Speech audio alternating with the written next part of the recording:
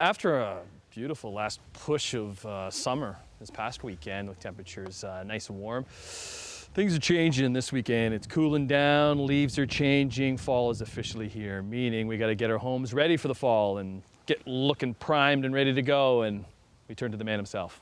Hey, buddy. Good morning. How are you? Good to see you. Good to see you in the flesh. Literally, I know. Right, you're here. I feel like I've got contact with people. It's awesome. I know. Carson Arthur.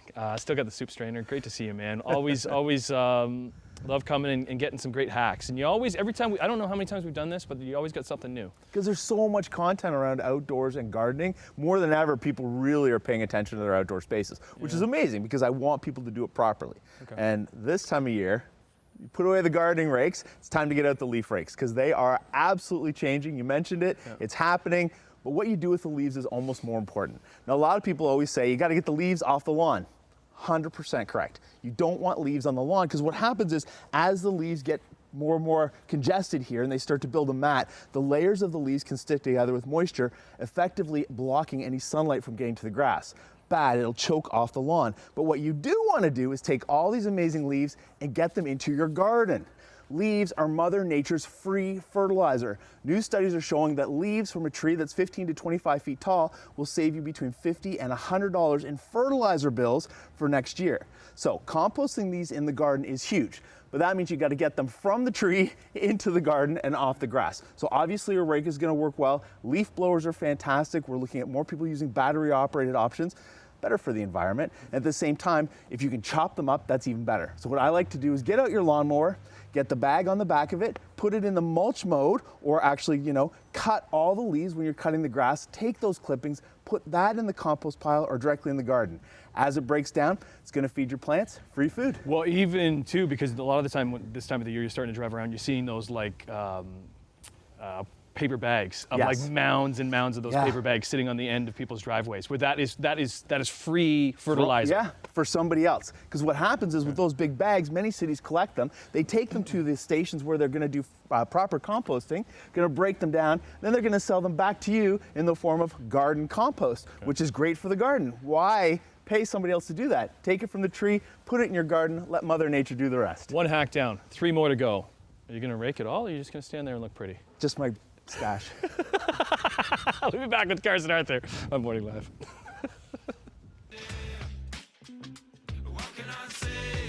So when cameraman Luke and I are out shooting these daily, our main goal is to have a witty banner. So when we see a snail on a tree, obviously we're going to go with snailed it. And that's how we're starting the segment. Back with Carson Arthur and fall hacks. It just hurts. Don't be my pain. Don't be shaking your head. Okay, here quickly. I always hear different things. When do you be trimming your trees? Do you trim it in the spring? Do you trim it in the fall? Do you trim it in the winter? When do you trim them? Right. So this homeowner clearly didn't know the right answer either because they've sort of trimmed it halfway in the middle of the year. And now it's covered in snails. It's got snails actually throughout the tree because the tree is not healthy and the snails are breaking it down. So snails, when you see a snail in the tree, that's not a good thing? Not a good thing. In fact, snails are really bad. You want to get rid of them out of your plant material because they cause a lot of problems. Not just in your trees, but in your perennials like hostas and shrubs and all that type of stuff. So the thing I want to point out about this particular tree is it is a lilac, even though most people probably can't tell because of the way it's been pruned.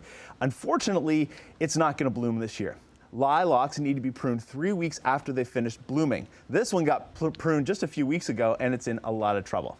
But I want to show the right way to prune these. The first thing is going to be right tool, right way to prune. Now this type of pruner is a secator. It's called an anvil because what happens is the blade pushes down on the actual pad and causes a crushing motion. This type of pruner is perfect for dead branches, branches that already don't have any life. And I'm going to do one here because what it does is it compresses and it snaps off.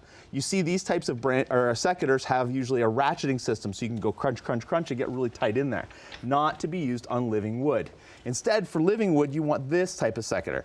Now this one, I'm going to open it up here. This one, the blade bypasses. So you'll see the blade actually goes past the base. This creates a clean cut on the actual shrub. So for living wood, this is much nicer. It cuts past and through, making very clean edges.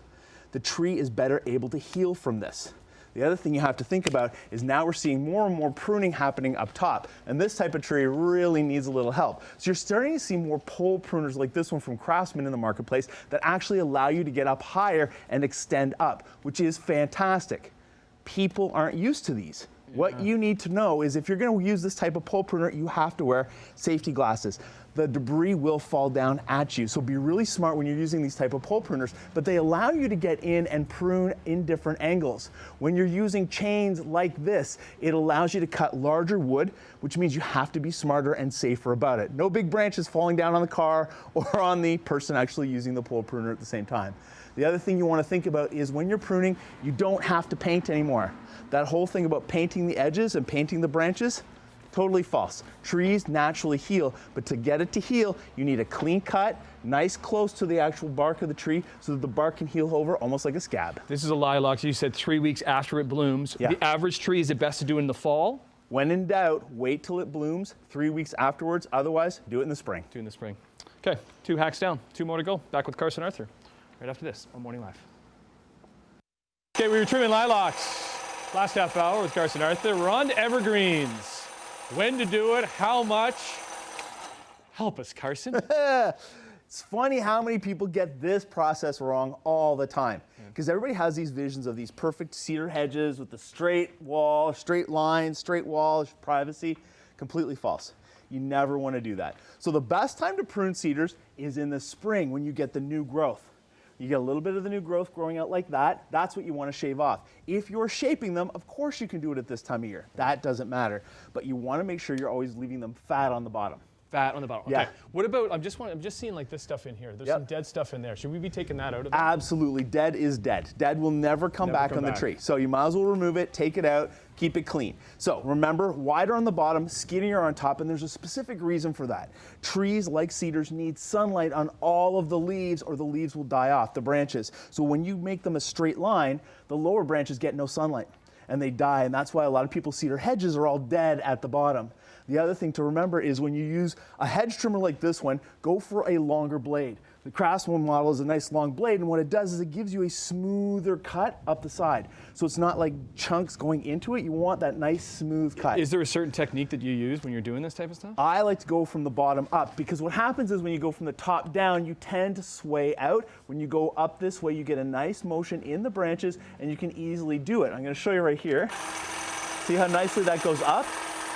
Going up is easier than going down, and if you've got a pole pruner like the one I'm using, you can actually just go right up and shape it, which makes it so simple. I mean, technology today is really helping us from the days when you're out there with the old-fashioned hedge pruners trying to do this. Be smart about it though. Again, wide on the bottom, narrow at top, and also give them a little bit of feed. A little fertilizer with a high first number increases the nitrogen in the plant, help encourage the green development. Can we go back to the first hack, putting leaves under there from the yard? Absolutely put leaves under there. Mother Nature's fertilizer, full of nitrogen. Okay, 3 hacks down. 1 more to go. Tease the last one. What do we got for the last one? Little extra garden cleanup in the backyard. We'll do that. Carson Arthur on Morning Live. Okay, we are showing you what not to do when you're in the garden, according to this man over here, Carson Arthur. It's like a bloodbath back here. You're just shaking your head. You just hurt me by trimming those grasses. It's killing me. So we got a little bit of cold weather, and everybody started panicking about doing fall cleanup. And I keep saying to everybody, just slow down. It's not time yet. Wait until the leaves turn yellow. When you look at leaves on trees or on perennials and shrubs, these are little solar panels. Right? They are generating energy for the plant below. While there's still chlorophyll in there and they are still green, they're still actually creating photosynthesis, creating the energy for the roots. If you cut them off like this poor little hydrangea shrub, it has no chance to generate all that energy going into the wintertime. So whatever energy it had up until this point, that's all it's got. What was this homeowner thinking, do you think, Carson? This homeowner was thinking, I hate fall cleanup and I want to do it all at once and let's just get it done and clean it out. And yeah, it's devastation. Do you even have to trim them back at all? Hydrangeas, no. No. Technically, no. There are several varieties that you're going to trim the deadwood. But what I always tell people is do a little thumbnail scratch. So scratch with your thumb like that. If you see green bark below, it means it's still alive, it's still healthy. Leave it alone. Next spring, if that's dead, of course that's when you're going to remove it. But until then, just leave it in place. Those big grasses that you're pruning, they are great for birds, for all kinds of animals overwintering. If you whack them off, no more energy, it's done.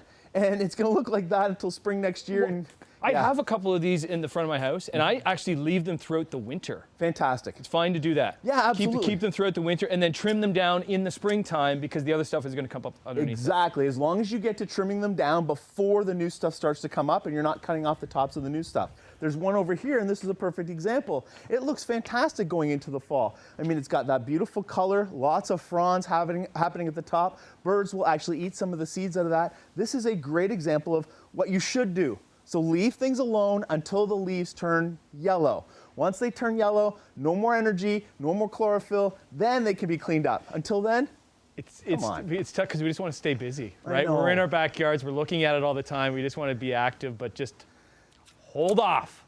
Okay. Good seeing you, man. my pleasure. Okay, in the flesh. I'm liking the 6 foot distance, so you can't go after the stash with the trimmers. Right? You know what he's really going to do. Yeah. Stay safe. Thanks for the hacks. Carson Arthur on Morning Live.